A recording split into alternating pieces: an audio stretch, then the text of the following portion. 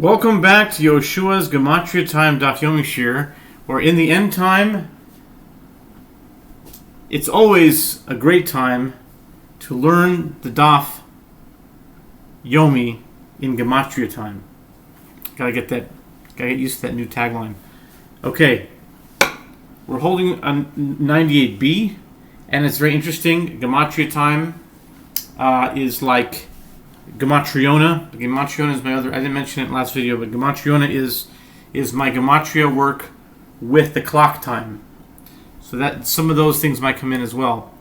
So 98b is a great 98. Chullin 98 is 98 is Gematria Josh Leon in English Gematria. So it's a perfect daf to start this Gematria-Time daf.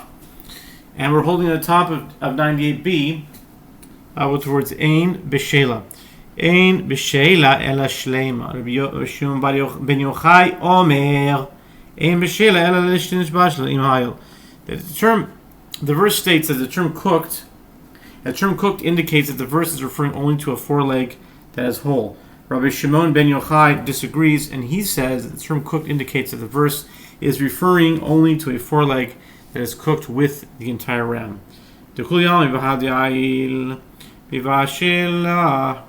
Mar sor mechatech la v'hadar mibashela, u'mar savar mibashela v'hadar mechatech la. The Gemara clarifies their dispute. Everyone agrees that one cooks the foreleg with the rest of the ram, but one sage holds that. Excuse me for a moment. I'm going to turn this fan on. Turn the air conditioner into fan. Okay. The Gemara clarifies their dispute. Everyone agrees that one cooks the foreleg with the rest of the ram, but one sage holds that one first cuts the foreleg of the animal and then cooks it along with the rest of the animal. And one sage, Rabbi Shimon ben Yochai, or Shimon ben Yochai, either way, Rabbi Shimon bar Yochai holds that one first cooks the entire ram and then cuts off the foreleg. V'i bayis ema. And if you wish, you could say, that's a really famous one. V'i bayis ema.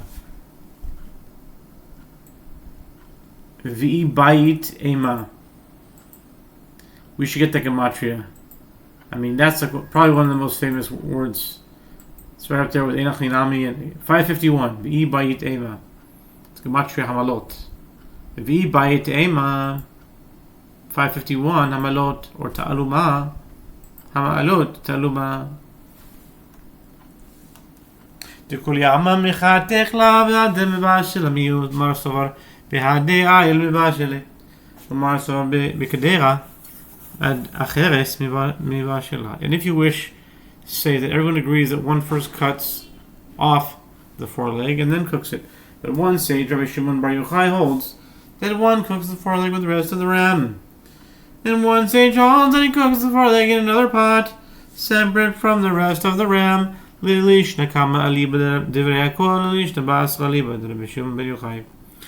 foreleg of the Nazarite's ram is permitted to be eaten only by a priest, whereas the rest of the ram is eaten by the Nazarite, even if he is not a priest. Consequently, according to the first formulation, all agree that the principle of nullification may be derived from here, since all agree that the foreleg is cooked together with the rest of the ram, and yet it does not cause the rest of the ram to be forbidden to a non-priest.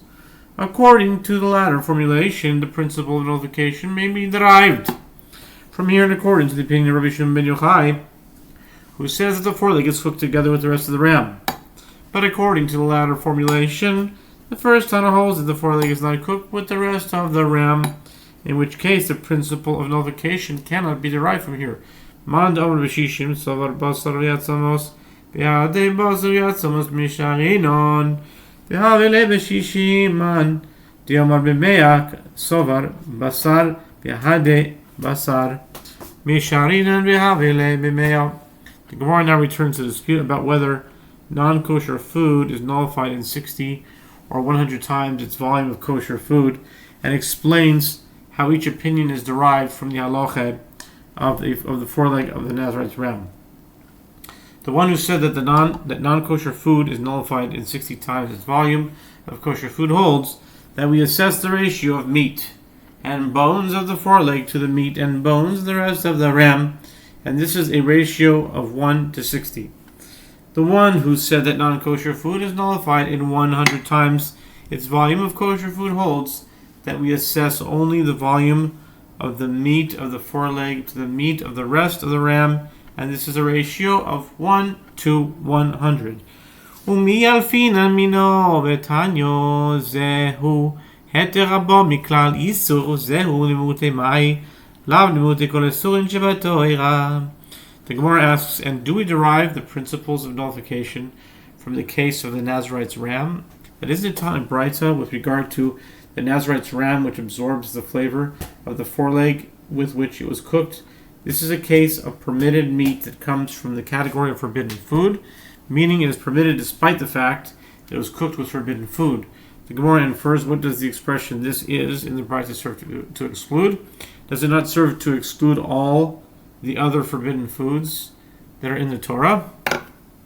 This includes that only the cooked foreleg of the Nazarite's ram is nullified in 60 or 100 times its volume of permitted food, but other prohibited foods are not subject to the principle of nullification. Amar Abaye, lo nitzricha ela le Rabbi Yehuda de'amar min b'mino lebatil kamashmalan de'hachi batil. The Gemara answers that Abaye said this emphasis is necessary only according to the opinion of Rabbi Yehuda, who said that in general a type of food mixed with food of its own type is not nullified. Therefore, the Braita teaches us that here the flavor imparted by the foreleg to the rest of the Nazarite's ram is nullified. The Gemara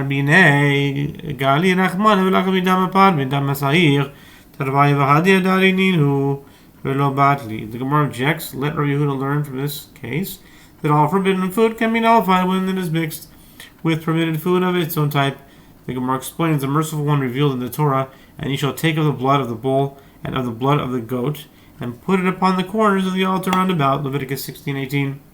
Both of these two bloods are mixed with each other, and although a bull has more blood than a goat has, the verse makes reference to the blood of the goat, indicating that it maintains its own identity and is not nullified.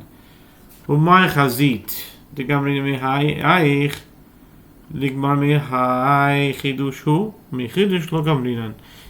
asks, and according to Rabbi Yehuda, what did you see that caused you to derive a principle from that verse with regard to the blood of the bull and the blood of the goat?